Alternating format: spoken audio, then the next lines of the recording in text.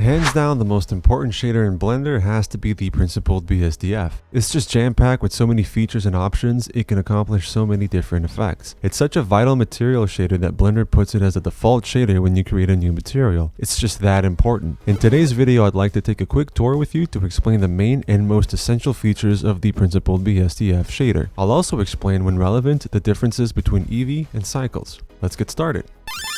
First and foremost, we got the base color. It's very simple. Click on the white section here and choose a color from the color wheel, but it can go much further than that. You'll notice the yellow socket right next to the base color. It's there to have different texture maps connected to it to choose how to distribute the colors. Here's a quick example. If you press Shift A and go down the texture menu and choose, let's say, the gradient texture and connect it directly to the base color, you'll get this result. A gradient from black to white. With your Node Wrangler add-on enabled in your preferences, select the gradient node, press Ctrl+T, and a texture coordinate and mapping nodes will automatically appear. These nodes allow you to control how the texture is positioned on your object. For example, if I move the X location value, it'll move the gradient effect on the X axis. Now, if you add a color ramp node and put in between the gradient node and the Principled BSDF shader, you can add colors by modifying its sliders like this. This can work with any other texture map you put in. This is important to know because the base color feature is more than just one solid color. With the right texture map, you can achieve endless results. Just like the name states, the metallic feature provides a metallic property to your material. Other than changing the color a little, it will simulate the look of metal when reflecting light. But the metallic feature is more than just a slider. You'll notice a socket next to it as well, and just like the base color, you can connect textures to it. For example, I'll use a noise texture and connect it to the metallic property and add a color ramp in between for a bit more control. You'll notice that now some spots are metallic and others aren't, and this is controlled by the noise texture. Keep in mind that this works with black and white values or on a grayscale map, and you can play with those noises settings to get the effect you want. White means it's fully metallic, black means it isn't, and grayscale values in between will be either more or less metallic. This is good, for example, to create a look of wear and tear, brushed metal, or any other effect you want. Roughness tells Blender how reflective the material should be. Think about the difference between your phone screen and its case. The phone screen roughness value is practically 0 because of how smooth it is. It reflects light extremely well. Your phone's case, however, unless laminated or glossy, has a rough value of almost 1 because it doesn't reflect light as sharply as a phone screen because its surface is, well, rough. Same as the other features and all future ones with sockets, you can connect texture maps to decide how the roughness variation is spread amongst your object. Here's a quick example with a noise texture.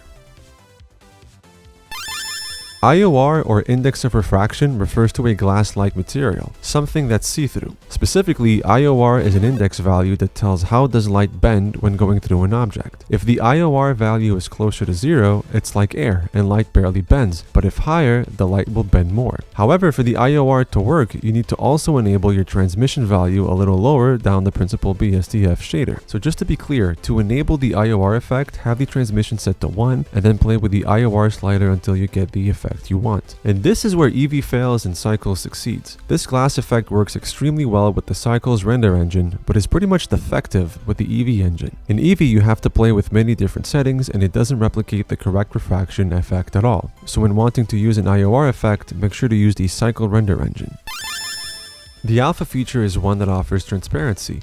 So at 1, the material is fully opaque, at 0, it's fully transparent, and anywhere in between is a blend. If you're using Eevee and your transparent effect looks noisy, in your shader tab, press N to enable the side menu, click on options, and change the render method from dithered to blended to have a smoother effect. As always, you can use a texture map to choose which area of the material is transparent and which one isn't. The normal feature is a really interesting solution to a very frequent problem. Let's say I have this plane object I want to model as an asphalt road. Right now it's too smooth and perfect. I want millions of tiny bumps on it to simulate asphalt, like this. I can't sculpt in those details, it'll be millions of vertices, Blender would crash. That's where the normal feature comes in. It'll allow me to add in high resolution tiny details that will react to the scene's lights without adding one single vertex. Let's say I add in a bump node, connect it to the Principled BSDF's normal socket, and connect to its height socket a Voronoi node with a color ramp node. Now I'll scale down the Voronoi node way down and play a bit with its color ramp node, adjust the bumps distance and strength values, and voila, you got yourself tiny high-res asphalt details and your road is still only 4 vertices. Now this is a feature used very often by character modelers. They'll sculpt in high-resolution details on their characters' models, bake them on a normal map, and apply it on their character's material. The one thing that's really important to note is that the bump node uses black and white values like the Voronoi node, for example, while the normal map uses the typical normal maps with RGB values. Subsurface scattering is one of the Principled BSDF's most complex features, but simply put, it creates a soft light effect, the kind you'd see when passing a light through skin or even a wax-like texture. You'll see it used a lot with human 3D models texture maps. To keep it simple, I'll show you the basics. First, make sure to put the weight to 1. The weight is what decides the amplitude of the effect. As always, you can always link in a map into the weight socket. Then you got the radius option. If you play with the 3 settings, you'll manage to change the color of the subsurface scattering. But to make it much easier to choose, just add a color node and connect it to the radius socket and choose the color you want from the color wheel instead. It's much easier. As for the scale, this is where you choose how large you want the area of the subsurface scatter effect to be across the object. So if I increase the value, it'll increase the subsurface's surface area across the object. Subsurface scattering works both for EV and cycles, but make sure that in EV, for it to work, you need to enable the following in the material properties. 1. Make sure that the render method is set to dithered. 2. Make sure to enable the from shadow box of the thickness. The following features we'll talk about are ones used for fine-tuning details on your material. Starting with Specular, it controls how strong the non-metal reflections are on the surface, like plastic, skin, ceramic. It mainly affects the brightness of the highlight and edge reflections without changing the base color like metallic does. You can play with its settings to get the effect you prefer.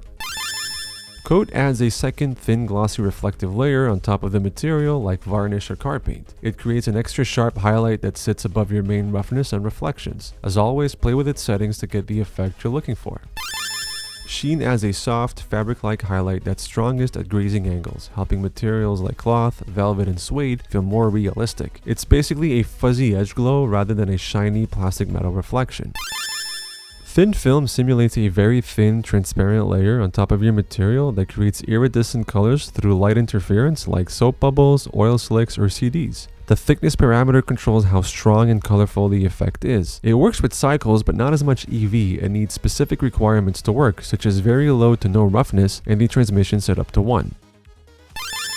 I honestly find the emission feature a little useless because it already has its own shader called the emission shader. It's one I've used in many of my stylized tutorials in the past. Emission emits light rather than reflecting it like the base color, and the stronger it is, the more it'll glow up. If you ever need to use an emission shader, I'd simply recommend using the emission shader instead.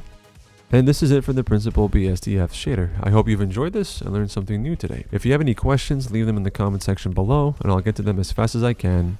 Bye bye.